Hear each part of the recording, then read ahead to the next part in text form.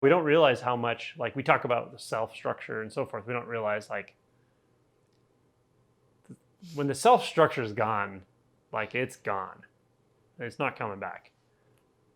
There's no way to believe in it anymore. Can't believe, it's like you really can't believe in Santa anymore. But even that, there's it's almost like there's an energetic space in which it existed, but it's not a space, and you know it's not a space, and it's not a thing, and it's not an entity. It's only a tendency. It's a tendency, and that tendency is to try to formulate an inner world. To put one way of saying it, to just stand back from reality just enough so you can make an assessment, be someone, have an opinion, have a view, formulate anything, escape, respite, find calm, find peace. That ability's gone. But the tendency for it is not always gone right away. It comes and goes or whatever. You can't meditate anymore in the way you could. Yeah. Like the jhanas there's no way to do that anymore.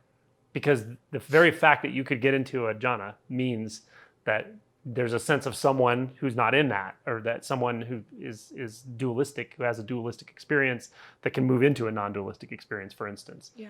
That's gone. Like shifting of identity into and out of experiences and experiences themselves are just gone.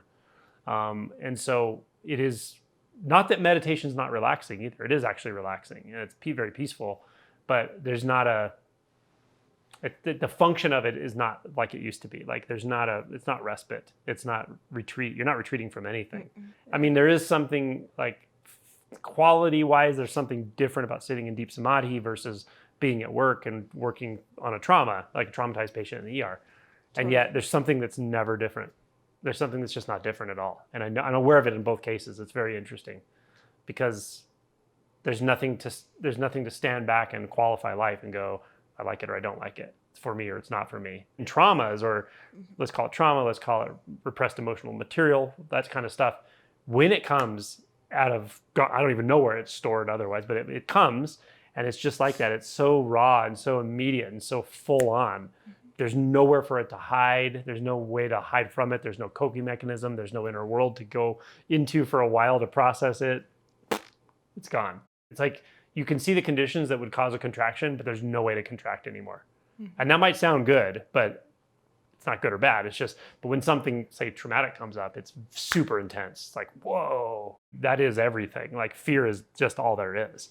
Mm-hmm. You don't feel like, oh, I'm enlightened, I don't feel fear anymore. It's just like full on, right? And then, but it also dissipates extremely quickly because there's nowhere for it to, plant its flag. There's nowhere for it to get traction. There's nowhere for anything to get traction.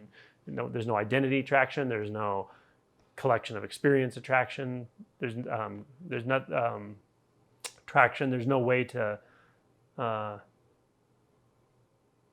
only way you even talk about what no self is just to say what's not there.